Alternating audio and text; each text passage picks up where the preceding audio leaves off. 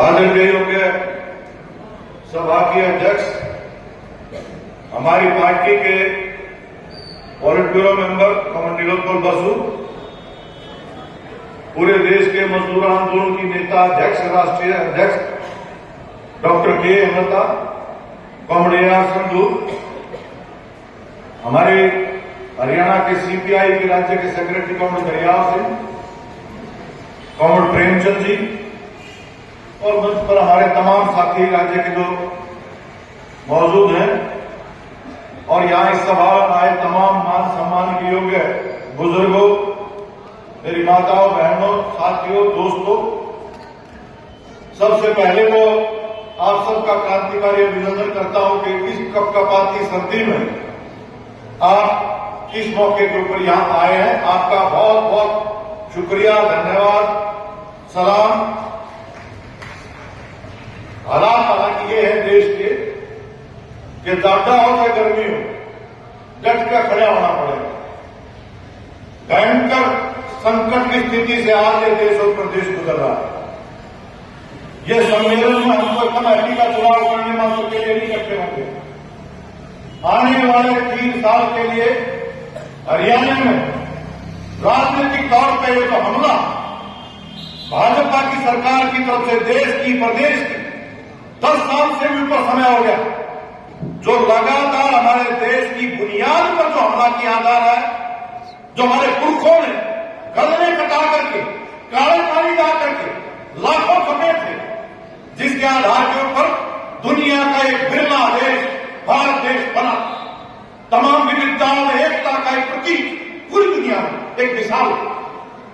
75 साल पूरे होने जा रहे हैं हमारा संविधान के। ये संविधान में नहीं बढ़ गया।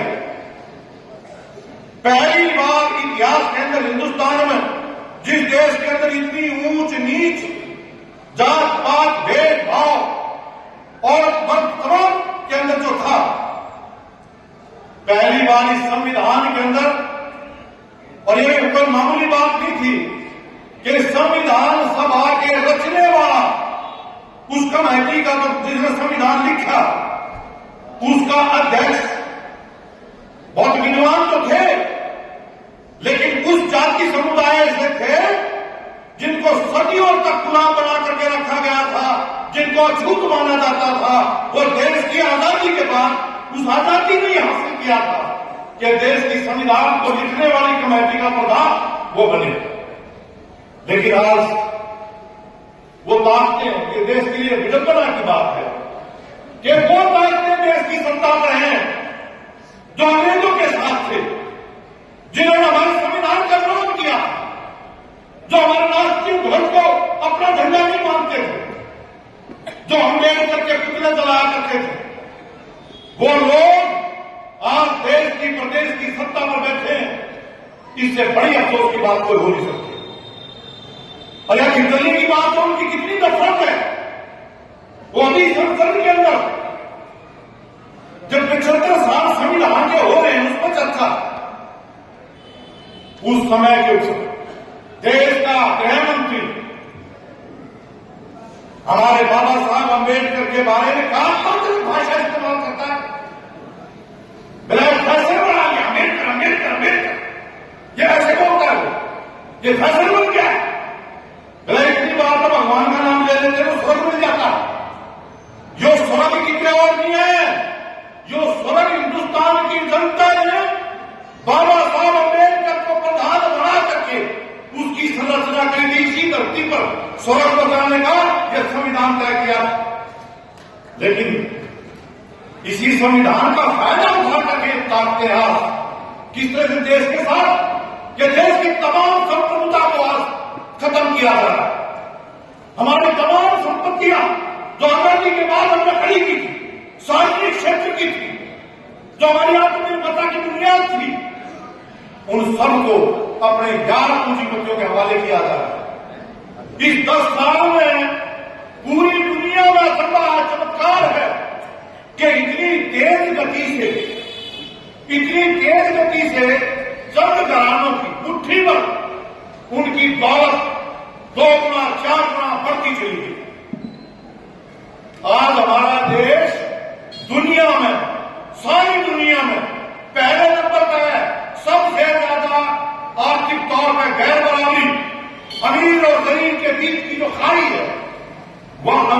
के टाइम पे भी नहीं कितनी जितनी आज आजादी के बाद और पिछले 10 साल के अंदर जो पैदा की गई।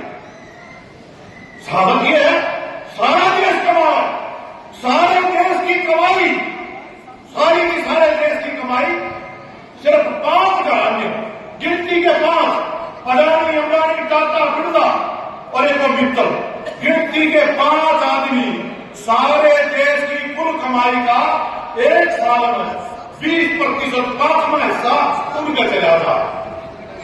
सारे देश की जो दौलत है ऊपर के 1% अमीर जाते सारे देश की दौलत का 40% के मालिक होंगे। और जिनने हर तरह के जिनने दौलत पैदा करी, मजदूर, किसान, आज उनके साथ केवल नहीं है। आज हम क्या कर रहे हैं? कर्जदार करके हमारे किसान, खेत मजदूर की नमता ताके हमारे नौजवानों की हालत की आज जो गांव की हरियाणा में देख रहे हैं कि भयंकर बेरोजगारी। आजादी के बाद मैं अपने बेरोजगारी में पूरे देश में भी हरियाणा 1 नंबर है बेरोजगारी, रिकॉर्ड तोड़ बेरोजगारी। या मौत की बात है, अभी कुछ दिन पहले कच्ची नौकरी की दरखास्त यूएचकेआरएन बना रखे हैं। कच्ची नौकरी है, ठेके की है, पूरी तनख्वाह नहीं है। सफाई कर्मचारी खाते दरखास्त, सफाई कर्मचारी वो भी कच्चा ठेके में 46,000 ग्रेजुएट, पोस्ट ग्रेजुएट कच्ची नौकरी सफाई कर्मचारी के लिए दरखास्त दे रहे 46,000। आज हालत यह है कि घर धरती बेचो, क्योंकि बाहर निकल जाओ। गलत तरीके से भी, कानूनी गैर कानूनी किसी तरीके से चले जाओ, कोई भविष्य नहीं नौजवानों का। नशा परोसा जा रहा है पूरा हरियाणा पंजाब के साथ लगता, जितना बड़ा पंजाब के बारे में चर्चा करा करते, इन तो हरियाणा में गांव गांव तक इनके राज में, बीजेपी के राज में 10 साल के अंदर हरियाणा की अधोगति बढ़ गई कि हमारे नौजवान आज का भविष्य कोई नहीं है, निराशा के अंधकार में धकेल दिए गए हैं। उनको नशा परोसा जा रहा है, गांव गांव तक नशा पहुंच गया, घर घर में आज कलेश है, आपस में लड़ाई है, आने तक कि मां बाप और भाई की हत्या तक नशे के आज वो आदि हो चुके हैं, हत्याएं हो रही। अपराध हरियाणा आज केंद्र बन गया अपराध का, पूरी दुनिया के गैंगस्टर्स का पूरा का पूरा धंधा हरियाणा खड़ा हो चुका है। अपराधियों का, गुंडागर्दी का, फरोख्ती का, अपहरण का, हत्याओं का सबसे ज्यादा असुरक्षित हरियाणा। यह मैं नहीं कह रहा, केंद्र सरकार के ब्यूरो है उसकी रिपोर्ट है कि हरियाणा महिलाओं के लिए, बच्चियों के लिए सबसे ज्यादा असुरक्षित राज्य बन चुका है। छोटी छोटी बच्ची 6-6 साल तक छोटी छोटी बच्चियों के साथ किस तरह से दुष्कर्म किया जा रहा है, गैंग बन करके, अपराधियों के, गुंडों के। आज हमारी बेटियां सुरक्षित नहीं। ये जो बेटी बचाओ बेटी पढ़ाओ की बात कर रहे थे, असल में इनके जितने भी नारे सुनोगे ना भी प्यार के, ये असली चेहरा छुपाने के लिए जो नारा ये तेरे हिंदुस्तान में उसका नंबर आ गया, बेटी बचाओ बेटी पढ़ाओ, यू नारा दिया तो इसका मतलब है बेटियों पर हमला होगा और होगा। आज हरियाणा में बीजेपी के 10 सालों में कोई एक नया स्कूल नहीं बनाया, एक नया कोई स्कूल सरकार ने बनाया हो बता दो, पर 5,000 स्कूल बंद कर दिए। किन के कर दिए? बेटियां के कर दिए। कन्या स्कूल, मास्टर भेजे नहीं, मास्टर की जगह खाली, मास्टर काम की मोड़ ले जाएंगे, फिर तो कहेंगे बालक ना आते, और बालक कब होंगे तो स्कूल बंद करो। 5,000 से ज्यादा आज स्कूल हरियाणा के। इन चुनाव है, चुनाव में लिख रखी थी बीजेपी ने गारंटी में, उसमें एक गारंटी यह थी कि हरियाणा ने दुनिया का, पूरी दुनिया शिक्षा का हब बनाएंगे, शिक्षा का केंद्र हरियाणा। अभी चुनाव उसमें लिख रखी थी, इसका मतलब है शिक्षा का आज पूरा हरियाणा के स्तर का देखें, कॉलेजों में आज दाखिला लेने वाले बच्चे उनकी गिनती कम होगी। बेकार बनाई पढ़ाई, सारे नई शिक्षा नीति नाम दे रहा और आज सारे आरएसएस के जितने थे वो सारी इंडस्ट्रियां में वह भर दिए, जिनका पढ़ाई लिखाई तो कुछ वास्ता नहीं। कोई स्कूल कॉलेज के अंदर आज ढंग की तरक्की विज्ञान की बात नहीं होती। अंधविश्वास, पोंगापंथी, कर्मकांड ये चलते रहते हैं। 24 घंटे सारी शिक्षण संस्थाओं को बर्बाद करके रख दिया। बच्चों की पढ़ाई, कोई देश कोई समाज आगे विकास नहीं कर सकता। कोई विश्व गुरु की बात करे जाओ, दुनिया का बड़ा दें, ये सब बकवास है। असल में यूं भारत पड़ोस में रहा चीन, हमारे तो 2 साल बाद आजाद हुआ। आज दुनिया की बड़ी ताकत क्यों नहीं गया? पढ़ाई पर खर्चा है। हमारे में फालतू जनता थी, अपन गलत भी फिर हुआ है, सरकार की स्टेट का केक है। हमारे में फालतू की जनसंख्या चीन की, वह जनसंख्या उनकी ताकत बनेगी, क्योंकि पैसा जो सरकार की जनता के पास जो था बच्चों की पढ़ाई के ऊपर, नई खोज, नए खोज कैसे की जा सकती है, तकनीक का विज्ञान का। आज दुनिया में अमेरिका आज के सामने उसकी कब पीछे रही है कि दुनिया में एक समाधान का रास्ता जो चीन ने अपनाया था वो आज यहां पहुंच गया। जो हमसे पीछे था एक रास्ता का है, वो एक रास्ता यूनास के कन्या का है, जिनमें भारत के अंदर हमने आजादी के बाद जैसा भी आत्मनिर्भरता का वो खड़ा किया था। अब हवाई जहाज के, बंदरगाहों की, रेलों की, तेलों का, कोयले की खानों की, बिजली वो पैदा करें और फिर जनता का पैसा, बैंकों का पैसा, वो कितना थोड़ा नहीं, 16 लाख करोड़ रुपए जनता का, मोदी के बाप का नहीं था, बैंक का, सरकारी बैंक का इनका दिया और फिर माफ कर दिया। बच्चे खाते था, छोटा कोई कारीगर है, मजदूर है, मिस्त्री है, महिलाएं, आज उनके लिए बैंक से पैसा नहीं मिलता। सब घर पड़ा रखा, कोई फिल्मों के रखा, छोटा मोटा भी जो काम धंधा को, ब्याह शादी, हारी बीमारी, तो छोटा मोटा काम। हरियाणा के अंदर आज 40% से ज्यादा ऐसी स्थिति पहुंच गई मजदूरों की, छोटे किसानों की, कि कर्जा दूसरे भी नहीं पाटेगा, क्योंकि प्राइवेट चले गए कर्जा, और प्राइवेट का ब्याज इतना है कि अपने गांव को भी बेच लेगा तो भी ना हो। हालत यह पहुंच गई, कोई बचत नहीं है, आमदन है नहीं, रोजगार है नहीं। अब ऊपर का लॉलीपॉप दे देंगे 2100 रुपया महिलाओं को। अभी चुनाव के अंदर कहा मिल गए केवल 21 और मैं मिल भी जाएंगे 21 तो काम चार्ज चला के 2100 रुपये। अरे तुम मनरेगा का 100 दिन का काम है, 600 रुपये की दिहाड़ी कर दे, ये महिलाएं काम कर रहे हैं, मांगने हैं मजदूर 60,000 रुपया आपको आ जाएंगे। हमने परेशानी की जरूरत की, काम चाहिए और जो कानून बना है देश के स्तर पर सरकार की जिम्मेदारी है, जो भी काम मांगेगा काम देना पड़ेगा, पर काम नहीं दिया जा, क्योंकि ये तो संविधान के विरोधी है। ये तो देश का आज पूरी तरह से बर्बाद करने के रास्ते पर जहर बोल रहे हैं। लुटेरे की हमेशा एक होती है कि जिनको लूटना है उनको बांटो। देश को अंग्रेजों ने सैकड़ों साल तक गुलाम बना के रखा, रोज हिंदू मुसलमान, हिंदू मुसलमान, हिंदू मुसलमान। इसके ऊपर मंदिर मस्जिद पुराने क्यों जाओ, इस मंदिर का पहले मस्जिद का कला मंदिर हुआ करता, तोड़ो अब सारा देश में खुदाई बढ़ा गए। हिंदू मुसलमान के नाम पर नफरत पैदा करो, गाय के नाम पर, धर्म परिवर्तन के नाम पर, लोग के हाथ क्या क्या क्या क्या नफरत रखो। काम की बात बताओ, देश आज चुप कर तरक्की करेगा। देश की जनता आज महंगाई से त्रस्त है, बेरोजगारी भयंकर है, बच्चों की पढ़ाई बर्बाद है, इलाज की कोई व्यवस्था नहीं है।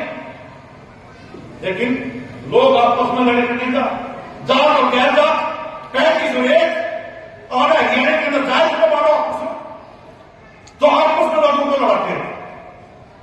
और इस तरह से इसलिए ज्यादा और लंबी बात ना करते हुए आज जरूरत इस बात की है भाई कि क्योंकि बहुत सारे लोग इस चुनाव के अंदर उम्मीद कर ले, मैं लोकसभा मापा ने बीजेपी को इकट्ठे हुई थी विपक्षी पार्टियां, तो बड़ा झटका दिया।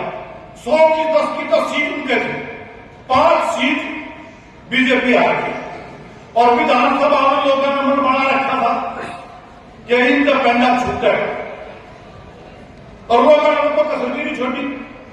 60% से ज्यादा वोट जो देने वाले थे, 60% से ज्यादा लोगों ने बीजेपी के खिलाफ वोट किया।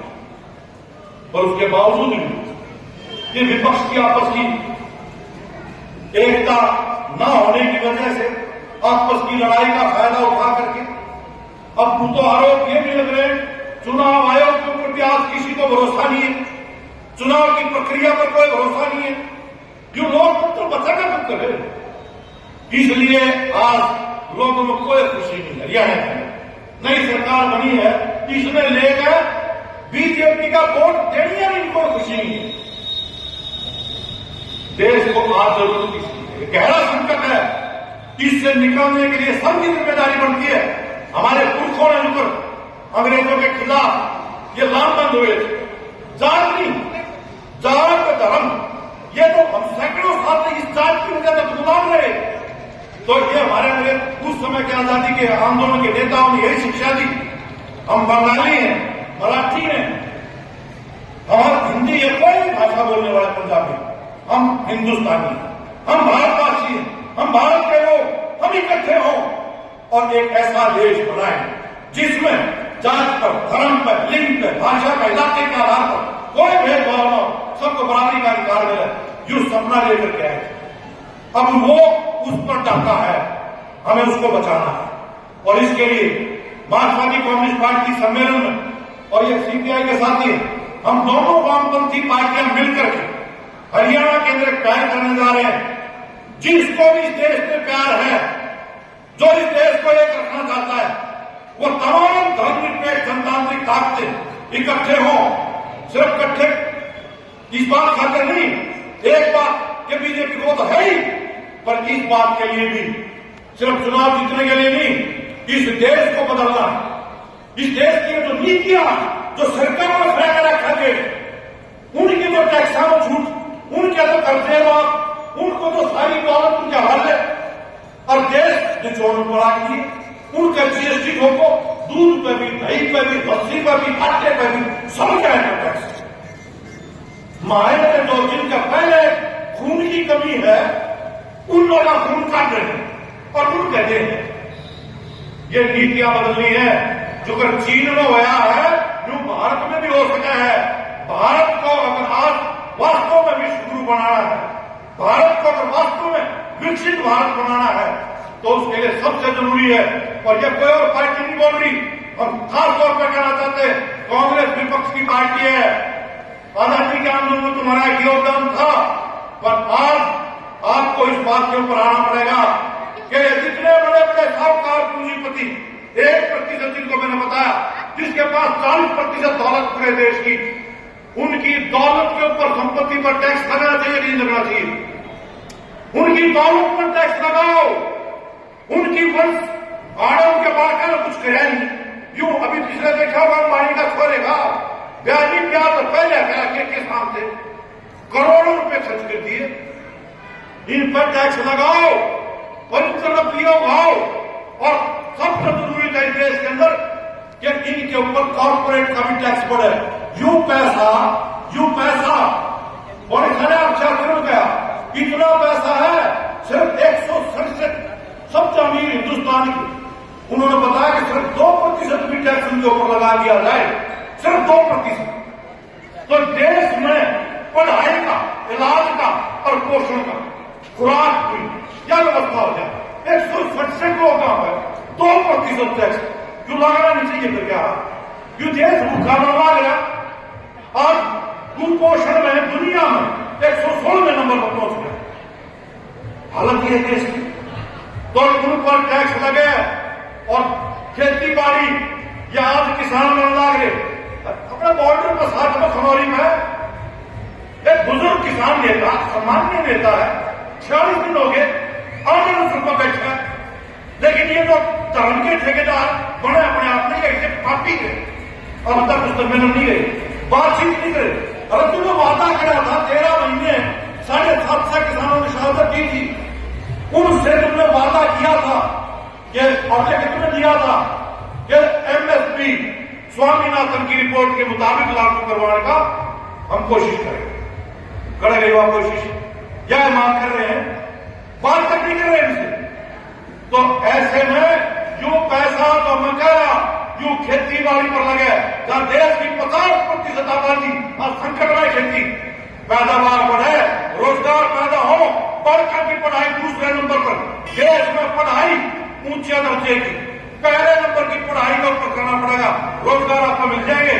और हरियाणा में मैं कह रहा हूं सब बढ़कर की पढ़ाई सरकारी स्कूल के अंदर, अगर सब के लिए बराबर जो केरल में करा की हमारी पार्टी की सरकार है, वहां पर वहां बच्चों की है 1 नंबर की पढ़ाई है, पूरे देश के अंदर सबसे ज्यादा पढ़े लिखे केरल में उड़ा न करके दिखाई। 1 नंबर के स्कूल अगर बना दो, मॉडर्न आधुनिक कंप्यूटराइज नए मास्टर भर्ती कर दो, तो जितने मास्टर आज से उनसे 3 गुना मास्टर चाहिए, नौकरी आपको मिल जाएगी। पढ़े लिखे नौजवान पढ़ाएंगे, बेरोजगार पढ़ने मास्टर नहीं मिल रहे, यह व्यवस्था तो बदलनी पड़ेगी। रोजगार, नए रोजगार तब पैदा होंगे जब नया निवेश सरकार की तरफ से बड़े पूंजीपतियों पर टैक्स लगा करके किया जाए, इस तरह से नीतियां बनने के बाद। ये प्राइवेट कर रहे हैं, आज मालिक बनेंगे देश के, टेलीविजनों का, अखबारों का, संपर्कों का, क्या है घाट बांधते हैं और बढ़ा दिया देश का नेता, जो असल में देश की आजादी के विरोधी ताकतें थी, आज देश की सत्ता पर ये लेकर आए हैं।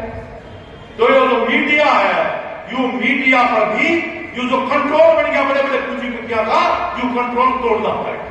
चुनाव आयोग भी बदलना पड़ेगा, आजाद चुनाव आयोग चाहिए, स्वतंत्र चुनाव प्रणाली होनी चाहिए देश के स्तर के ऊपर। आज इन नीतियों के बदलाव का इस पैगाम को लेकर के हम जाएंगे लोगों के बीच में, और उसमें तमाम जितने भी ये आंगनबाड़ी, मिड डे मील, आशा वर्कर, सफाई कर्मचारी, ये तमाम की तमाम महिलाएं, किसान न्यारी न्यारी अपनी मांगों पर लड़ते रहते हैं। लड़ाई लड़के आपने उपलब्धियां भी हासिल की और आपको सलाम है, लेकिन यह भी बता दूं ये 1500 बढ़ोतरी करवा ली, इसने पार ही पाते, बच्चों का भविष्य क्या बनेगा।